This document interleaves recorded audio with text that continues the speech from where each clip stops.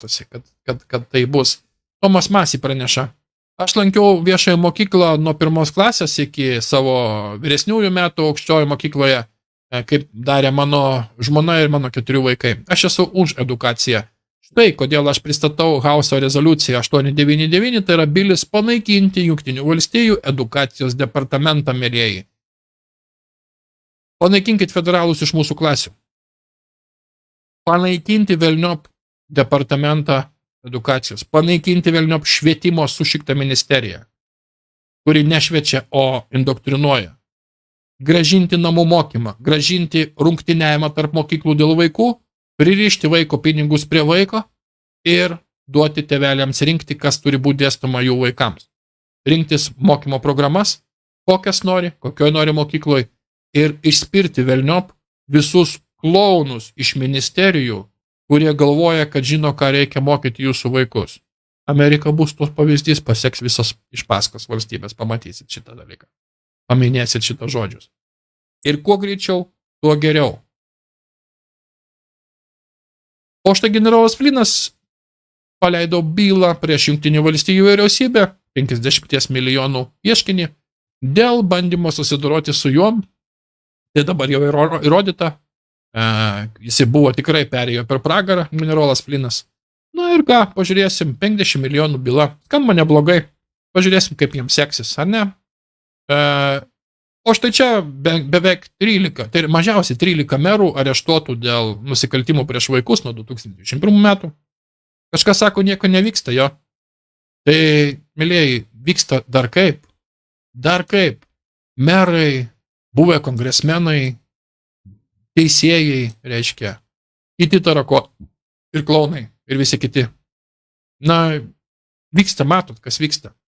Priminsiu, pirmas prezidentas istorijoje, Trumpas, išėjo ir paleido karą prieš vaikų išnaudojimą, prieš prekybą žmonėm, prieš visą šitą marazmą. Pirmas vadovas pasaulyje ir išėjęs pasakęs tiesiai šviesiai ir paleidęs karą. Dar kas nors abejoja, kas čia, kieno pusė Trumpas yra? Pirmas prezidentas istorijai, kuris tą padarė. Niekas prieš tai nedarė, visiems viskas tiko. Ir tai tęsės po šiai dienai. Ir dar kam nors klausimas kyla, kas iš tikrųjų kontroliuoja situaciją? Kol jie yra visi kišami, kaip sakant, į beviltiškas situacijas ir verčiami daryti nusikaltimus ir rašinėjami, tuo tarpu jau yra tvarkomasi su šitais klausimais.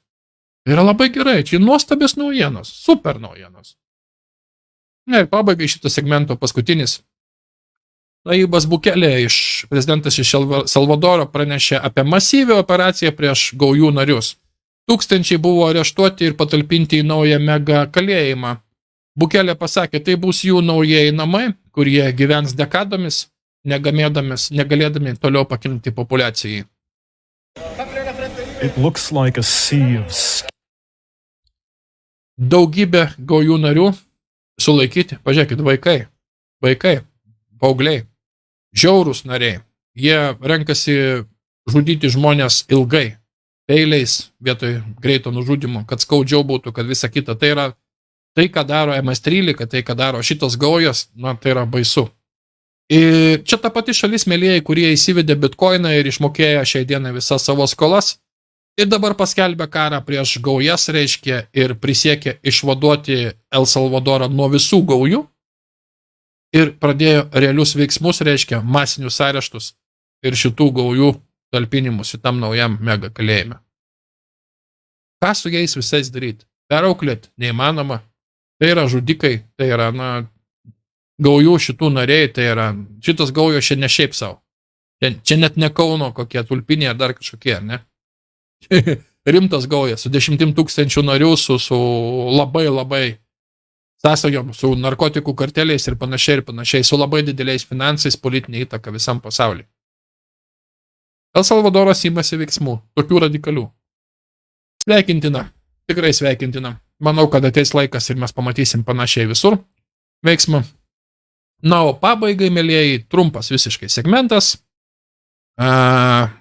Bus pabaiga ir bus ko gero, kad šita laida rekordinė, ne laiku, bet pabaigimo laiku. Ir kaip matau, jau daugelis iš jūsų Na, nedaugelis iš jūsų dar kantriai, dar daug 1300 žmonių sėdi ir po 12 žiūri šitą laidą. Jūs galite įsivaizduoti, po 12 iki žmonės mėgoti jau turi tokį